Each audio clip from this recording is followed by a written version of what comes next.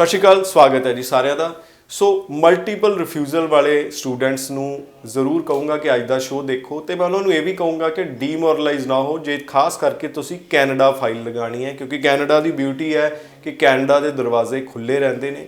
ਸੋ multiple refusal ਵਾਲਿਆਂ ਨੂੰ ਵੀਜ਼ੇ ਆਏ ਨੇ, किस तरीके के प्रोफाइल्स ਨੂੰ ਵੀਜ਼ੇ ਆਏ ਨੇ, ਕਿੰਨੇ ਰਿਫਿਊਜ਼ਲਸ ਤੋਂ ਬਾਅਦ ਵੀਜ਼ੇ ਆਏ ਨੇ, ਸਾਰੀ ਇਨਫੋਰਮੇਸ਼ਨ ਅੱਜ ਤੁਹਾਡੇ ਨਾਲ ਸ਼ੇਅਰ ਕਰਾਂਗੇ। ਅੱਜ ਦੇ ਸਾਡੇ ਗੈਸਟ ਨੇ ਲੈਂਡਮਾਰਕ ਇਮੀਗ੍ਰੇਸ਼ਨ ਦੇ ਸੀਨੀਅਰ ਕੰਸਲਟੈਂਟ ਅਨੀਤਾ ਜੀ, ਤੇ ਜਿਹੜੀ ਅਨੀਤਾ ਜੀ ਗੱਲ ਕਰਨਗੇ ਉਹ ਆਪਣੇ ਪਰਸਨਲ ਐਕਸਪੀਰੀਅੰਸ ਤੋਂ ਹੀ ਕਰਨਗੇ ਜਿਹੜੇ ਵੀਜ਼ੇ ਇਹਨਾਂ ਨੇ ਖੁਦ ਹਾਸਲ ਕੀਤੇ ਨੇ ਜਨਵਰੀ ਮਹੀਨੇ ਦੇ ਵਿੱਚ। ਸਵਾਗਤ ਹੈ ਜੀ। Thank you so much sir. So refused ਹੋਣ ਤੋਂ ਬਾਅਦ ਸਾਈਕੋਲੋਜੀ ਕੀ ਹੁੰਦੀ ਹੈ ਸਟੂਡੈਂਟਸ ਦੀ ਜਦੋਂ ਤੁਹਾਡੇ ਕੋਲ ਆਉਂਦੇ ਨੇ, ਕਿੱਦਾਂ ਦਾ ਉਹਨਾਂ ਦਾ ਟੈਂਪਰਾਮੈਂਟ ਹੁੰਦਾ ਹੈ, ਕਿੱਦਾਂ ਦੀ ਸੋਚ ਹੁੰਦੀ है, ਤੇ ਰਿਜ਼ਲਟ ਕਿੱਦਾਂ ਦੇ ਆਏ ਨੇ? जी सो जैसे ही कोई स्टूडेंट एंटर करता है हमारे ऑफिस में जिसका ऑलरेडी रिफ्यूज है, उसका ना कहीं ये चीज़ होता है कि पता नहीं मुझे जो एजेंट है वो कोई ऐसा यूनिवर्सिटी ना मुझे दे दे कि उसमें आगे वीज़ा ना निकल पाए, या फिर मेरी प्रोफाइल में कोई एक्सपेरिमेंट ना कर ले, या फिर वो वाला कॉलेज ना पिच कर ले कि जिसमें उसको कमीशन आ रही हो। ये स्टूडेंट का क्लियरली माइंडसेट होता है। दूसरा उनका ये होता है कि अच्छा उस कॉलेज में मैंने अप्लाई किया था, मेरा रिफ्यूज़ल आ गया, पक्का एजेंट ने एसओपी में कोई गलती करी है।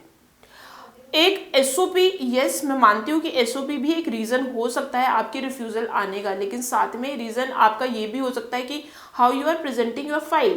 आप एसओपी में क्या लिख रहे हो, आप जिस पर्टिकुलर कोर्स के लिए जा रहे हो, आप जिस पर्टिकुलर आपने जो रीज़न बोला है कि ओके अगर एक फॉर एन एग्जाम्पल मैं केप ब्रिटेन यूनिवर्सिटी में हेल्थ केयर मैनेजमेंट के लिए जा रही हूँ, यही मेरा रीज़न है जाने का, क्या मैं वो एसओपी में लिख पाई, क्या मैं वीज़ा ऑफिसर को समझा पाई? और जब उसका रिफ्यूज़ल आता है तो उसमें ना एक चीज़ लिखी होती है, एक लाइन लिखी होती है जो कि बड़ी जेनेरिक है, 216 के अंडर आती है कि I am not satisfied with your visit, कि मैं आपकी विजिट से बिल्कुल भी सेटिस्फाइड नहीं हूँ कि आप क्यों आना चाहते हो कनाडा में। That means the clear indication कि हम जो वीज़ा फाइल है उसको अप्रोप्रिएट तरीके से नहीं दिखा पाए, एसओपी को हमने नहीं एक्सप्लेन किया। तो ये उनका कुछ एक माइंडसेट होता है। स्टूडेंट्स को जिनके रिफ्यूज़ल आए हैं, बहुत सारे स्टूडेंट्स ऐसे भी हैं, परसेंटेज भी बहुत बढ़िया है, कोर्स भी बहुत बढ़िया है, यूनिवर्सिटी है, पब्लिक यूनिवर्सिटी है, लेकिन उसके बावजूद भी रिफ्यूज़ल आ गई है। सो वीज़ा में आपकी वीज़ा आने के कुछ इंपॉर्टेंट रोल होते हैं। फर्स्ट ऑफ ऑल आपका कोर्स अगर आपका रेलिवेंट हो। दूसरा आता है आपका प्रोग्रेशन यानी कि अगर आपने ग्रेजुएशन किया है तो आप हमेशा पोस्ट ग्रेजुएशन की तरफ ही देखोगे, आप कभी भी अंडर ग्रेजुएट डिप्लोमा के लिए नहीं देखोगे। This is the progression. Third आपका रोल प्ले करता है कि अगर आपका गैप है, यानी कि आप ग्रेजुएट स्टूडेंट हो और आपका 7 से 8 साल का गैप है, आप किसी कॉलेज में ट्राई कर रहे हो, तो कहीं ना कहीं वीज़ा आने के बहुत ज़्यादा चांसेस नहीं होंगे। ऐसे सिनेरियो में you should apply in the university. आपका जो कॉलेज है जहाँ पे आप पढ़ रहे हो, यानी कि जो आपका डीएलआई इंस्टीट्यूट है, डेजिग्नेटेड लर्निंग इंस्टीट्यूट है जो आपका, उसका भी क्रेडेंशियल को आपने उसका भी प्रोग्रेशन अपलिफ्ट होना चाहिए। That also can be a reason. और सबसे इम्पॉर्टेंट चीज़ होती है आपका statement of purpose.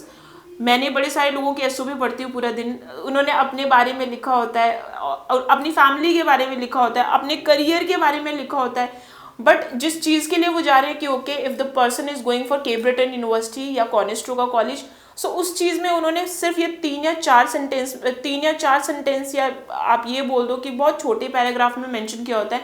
And same with the course, जो कि उनका मेन रीज़न है जाने का। आपका जो कोर्स है उसमें जितना जोर डाल सकते हैं उतना जोर डालिए, प्लस फ्यूचर आउटकम्स कि ये कोर्स को करने के बाद आपको फ्यूचर में क्या बेनिफिट्स हैं, क्योंकि आप स्टूडेंट वीज़ा के लिए जा रहे हो। हाई कमीशन को हमने यही दिखाना है कि अगर मैं इस कोर्स को करूं तो इस कोर्स को करने के बाद मेरा क्या फ्यूचर आउटकम है, ये बताता है आपकी रिसर्च, आपकी उस पर्टिकुलर कोर्स के लिए रिसर्च कितनी है।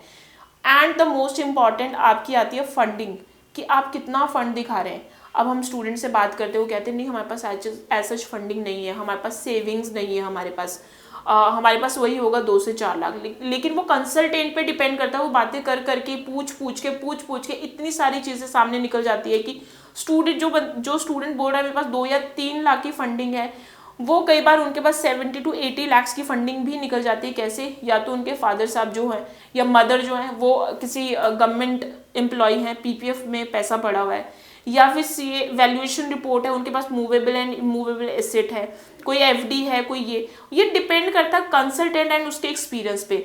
सो लास्ट पे मैं एक दोबारा चीज़ समझना चाहूँगा कि ਰੀਜ਼ਨ ਹੋਏ ਰਿਫਿਊਜ਼ਲ ਦੇ। ਰਿਫਿਊਜ਼ਲ ਤੋਂ ਬਾਅਦ ਆਪਾਂ ਗੱਲ ਕਰ ਰਹੇ ਸੀ ਕੈਨੇਡਾ ਦੀ ਬਿਊਟੀ ਹੈ ਕਿ ਕੈਨੇਡਾ ਮਲਟੀਪਲ ਰਿਫਿਊਜ਼ਲ ਤੋਂ ਬਾਅਦ ਵੀ ਵੀਜ਼ੇ ਦੇ ਰਿਹਾ, ਉਹ ਵੀ ਜ਼ਰੂਰ ਐਕਸਪੀਰੀਅੰਸ ਤੁਸੀਂ ਆਪਣਾ शेयर करो। जी, सो कनाडा इस टाइम पे हमारे जो वीज़ाज़ आए हैं कम से कम आप 7 to 8 रिफ्यूज़ल्स होने के बाद भी हमारे वीज़ाज़ आए हैं। 3 से 4 तो बहुत नॉर्मल है कि 3 to 4 टाइम बच्चा रिफ्यूज़ हुआ है and then student is applying. हम ये 4-5 चीज़ों को ही देखते हैं, इन 4-5 चीज़ों को ही मॉनिटर करते हैं basically. First is your course, second is your progression, आपकी फंडिंग कितनी थी, आपकी एसओपी कैसे बनी थी, and the fifth is main important, आपने अपनी वीज़ा फाइल को किस तरह से प्रेजेंट किया था। अगर ये चारों चीज़ें आपकी अप्रोप्रिएट है तो एसओपी को जस्ट एक अपील करके और आपका उसमें जान डाल के we are just putting the visa file in the high commission.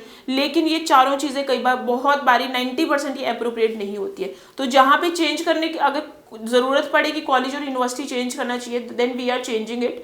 But अगर लगता है कि नहीं जो दिया गया कोर्स था वो बहुत बढ़िया था, we are lodging the visa file in that category only. So students remarkably ਮਤਲਬ ਜਿਨ੍ਹਾਂ ਦੇ 8-8 ਰਿਫਿਊਜ਼ਲ ਨੇ ਉਹਨਾਂ ਨੂੰ ਵੀ ਵੀਜ਼ੇ ਮਿਲ ਰਹੇ ਨੇ ਤੇ ਖੁਦ ਆਪਣੇ ਐਕਸਪੀਰੀਅੰਸ ਤੋਂ ਨੀਤਾ ਜੀ ਦੱਸ ਰਹੇ ਨੇ। ਸੋ ਮੈਂ ਇਹੀ ਕਹੂੰਗਾ ਜਿਨ੍ਹਾਂ ਦੇ ਵੀ ਰਿਫਿਊਜ਼ਲ ਆਏ ਨੇ ਉਹ ਡੀਮੋਰਲਾਈਜ਼ ਬਿਲਕੁਲ ਨਾ ਹੋਣ, ਇੱਕ ਵਾਰੀ ਆਪਣਾ ਪ੍ਰੋਫਾਈਲ ਜ਼ਰੂਰ ਤੁਸੀਂ ਅਸੈਸ ਕਰਾਓ। ਉਸ ਤੋਂ ਬਾਅਦ ਜੋ ਤੁਹਾਨੂੰ ਲੈਂਡਮਾਰਕ ਦੇ ਕੰਸਲਟੈਂਟ ਕਹਿੰਦੇ ਨੇ ਉਸ ਤੋਂ ਬਾਅਦ ਤੁਸੀਂ ਐਕਸ਼ਨ ਪਲਾਨ ਆਪਣਾ ਜਿਹੜਾ ਉਹ ਪਲਾਨ ਕਰ ਸਕਦੇ ਹੋ। ਬਹੁਤ ਬਹੁਤ ਧੰਨਵਾਦ। Thank you so much.